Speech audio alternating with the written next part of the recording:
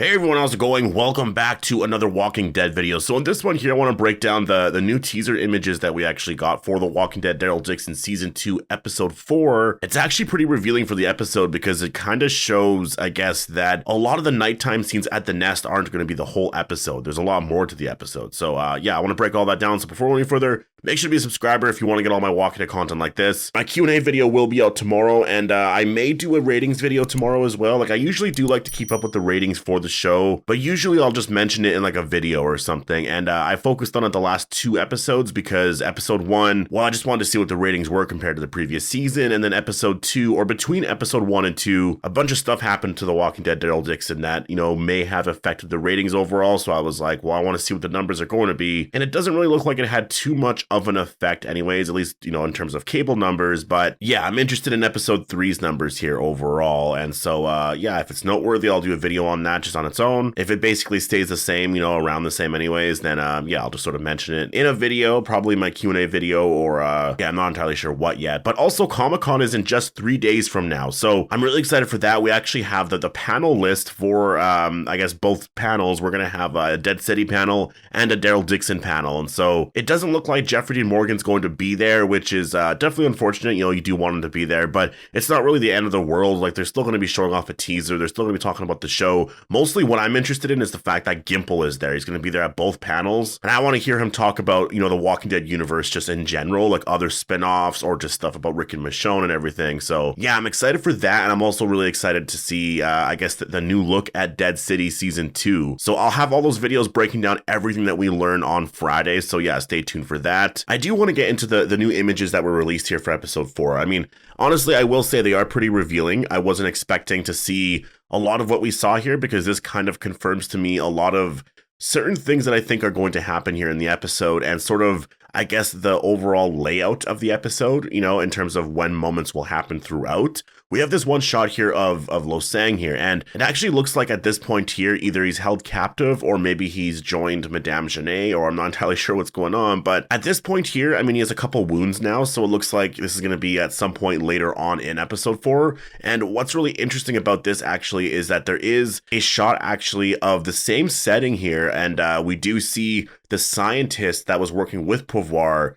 And so I'm curious about what's actually happening here. Are they all listening to Janae? Because we know that Janae and Pouvoir, they're outside right now, right? So to see the scientist inside here, we know that this is the nest, right? So the scientist is inside here. There's probably some members here of Pouvoir. So they're all inside. I'm curious as to what is happening here. Maybe they're all just like uniting because of the super walkers. Like, maybe it just got way too out of hand where they can't really control them, and so now they're stuck inside. That's sort of my prediction. I don't know who they're looking at. Is it Janae? Is it someone else? I'm assuming that it's Losang because of this one shot right here where it looks like he's talking to them, right? And so everybody is looking at Losang. Maybe he's trying to unite everybody. We have this one shot here of this other character. I believe her name is Jacinta. I've been seeing a lot of people say that as her name, so I'm not entirely sure. But yeah, so it does seem like whatever is going to happen here in terms of this like final battle, I think that it is going to end with some sort of like unity almost, I feel like, between Pouvoir and Losang. And so I mean, it's interesting, right? Like, unless this one shot here where you do see the scientist, maybe he's acting like he's a part of the nest, and so he just sort of snuck in and whatnot, but I don't think so because Losang has some wounds, and so I think that something's going to happen here.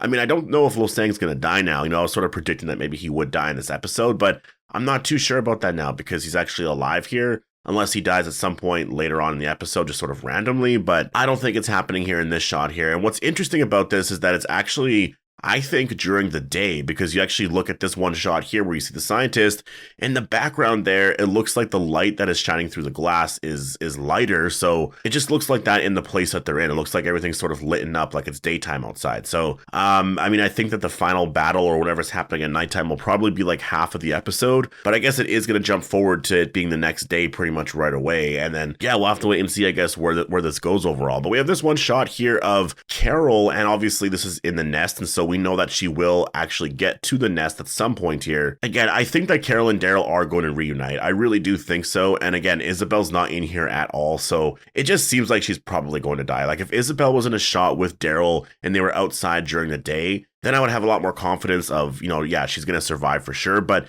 because she's not there, and really I've seen every single teaser trailer so far. Obviously, I've breaking down every single trailer. There's not a single shot of Isabel outside of what we've seen so far. Like, I'm trying to think of other shots of Isabel that we haven't seen. And honestly, there really isn't a lot at this point. And so I just think that it makes sense that, she's probably going to die. And that's something that I probably will criticize with the show. I think killing off Isabel and then having Carol there is just kind of insane to me. Like, I would have loved to have seen Carol and Isabel together. I really would have. Like, to have Carol and Isabel together in a scene and just like working together, in terms of whatever the story could be at that point or going into season 3 and 4, I think would have been really great. And so, yeah, it's definitely really unfortunate. And we'll have to wait and see how everything plays out. But I think that definitely is going to be, a big mistake if it does actually happen here. But yeah, it looks like whatever's happening here, again, we see Carol here and it looks like she is actually at the nest. And this is likely close to when she reunites with Daryl. It's going to be somewhere around here anyways. I'm assuming so. And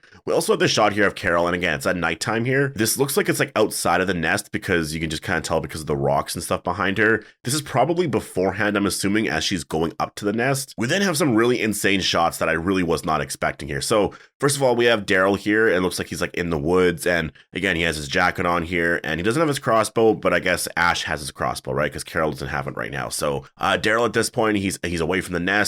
It almost looks like he's in the area where Laurent is, and so maybe he reunites with Laurent at this point, or maybe Laurent and Falou left. But I think that he is with Carol here. I really do think that at this point, him and Carol are going to be reunited because there's that shot where they're taking on all these walkers and they go towards that vehicle and they're trapped in the vehicle. So I don't think that's happening in this episode. That's probably going to be an episode 5 thing. So I think that it makes sense that at this point here, Carol and Daryl have already reunited. And what's interesting about that is we have other shots here of Carol where it looks like she's outside and she's outside of a building. And so this seems very unrelated, like entirely unrelated from everything happening at the nest. And so what I'm assuming is happening here is Carol and Daryl reunite at some point at the nest. Isabel's probably going to die. I'm not sure what happens with Janae and Losang and the Nest and Pouvoir, like all of that. Like maybe they all unite to try and find Laurent. I really have no idea, but it looks like whatever's happening here, Carol and Daryl have already reunited and they're trying to get away at this point here. So we see Carol, she's sneaking up on some place here. And then we have this newer character here. And I believe his name is Theo. At least I saw that from @TWalkingDWorld on Twitter, was that his name was Theo. And so I think that Carol and Daryl are probably going to run into him here. I mean, if you just look at some of the leaves here and stuff, I mean, I think it matches some of the setting. Like, I think the way the episode's going to go is whatever happens at the nest in terms of Isabel's death, the battle and all that, it's going to end with Daryl and Carol leaving. They're going to have to run away from them, right? Because I think they're still going to be after them. And so I think at this point here, they're sneaking around and they come across this newer character here named Theo. And then we have this one shot here of Carol where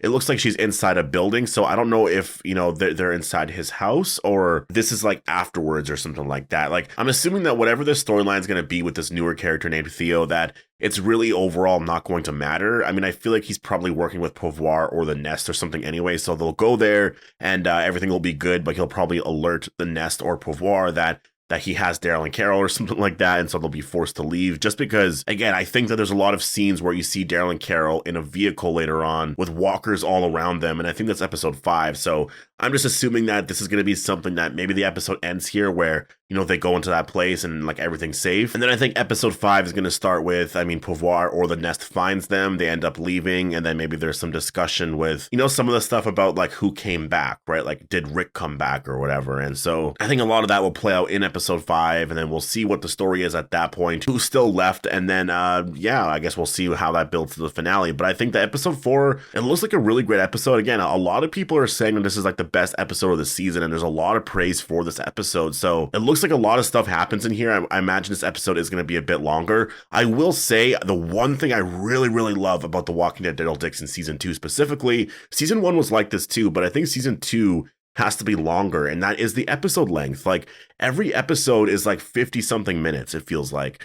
And that's honestly really incredible because the ones who live, like the first 2 episodes, the first episode is pretty long. Second episode, I think, was a little bit longer, or not a little bit longer, but it was still longer than normal. And then the last couple of episodes were just shorter. Like, I'm pretty sure they're around 40 something minutes. Like, I know the last one was like 47 minutes or something like that. I could be wrong, but like that's from what I remember. And Dead City as well, I think some of the episodes were not that long. And so this show here having, you know, I guess that extra 10 minutes or whatever it is, you know, to tell some sort of story here, I think is absolutely incredible, because you need that, especially if you're only doing 6 episodes, then you need to make every episode at least an hour long, which is funny because that was my criticism with The Ones Who Live. Like, before we ever watched the show, I always said you can't tell that story in 6 episodes. And I always saw that comment, you know, of like, well, every episode's going to be like an hour to an hour and a half long. That's why, like, you know, it's going to feel like a mini movie basically with every episode. And no, that's not what we got. Like the first episode, yeah, but most of the episodes were literally like a standard Walking Dead episode length. Like, it wasn't even as long as the episodes here for Daryl Dixon. So yeah, but I'm really enjoying that about Daryl Dixon season 2 right now. And I'm excited to see what they talk about this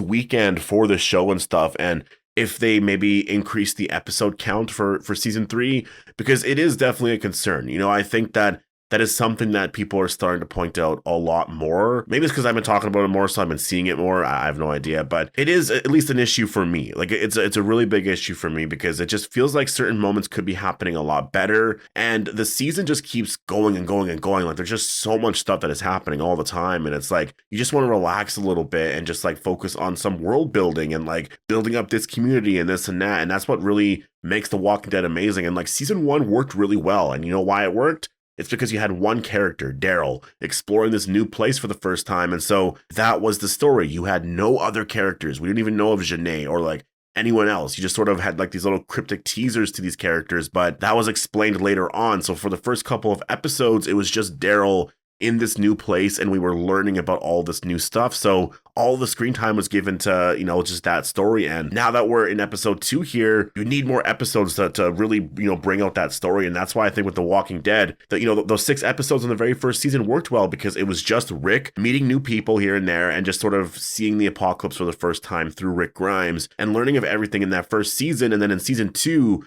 they expanded it to like, what, 13 episodes, I believe it was. And yes, some of the season was slower, but, you know, you need those moments like that. It really built up a lot of, you know, awesome character stuff. And I like what Nicotero said, because Nicotero said, you know, a lot of what makes The Walking Dead special and what people really liked is really what happened in season 2, because of all the character stuff, you know, with like Daryl and Carol with the Cherokee Rose. That season built up the story so well, and they weren't just on the move constantly, right? Like that was the issue with season 1 was, well, it wasn't an issue then because obviously they were introducing the story, but in season 2, if they were constantly on the move the entire season, then there would be an issue, right? Like I feel like that's sort of why in zombie movies, that's why it ends usually after a certain point, because you never really get to the point where, you know, they join a community and they try to keep that place safe. I don't know, but this is a totally different conversation. I have some thoughts in terms of, you know, how zombie apocalypse stories are told in movies and television, and why I think The Walking Dead was very successful. And a lot of it is because they focus on like building up communities and they focus on the characters and stuff like that. And that's why it worked past season 1, because season 1 was a very typical, you know, I guess story for the zombie apocalypse, but season 2 was what made it The Walking Dead. And then they just really expanded on it, you know, from season to season with all these really crazy moments, this and that. And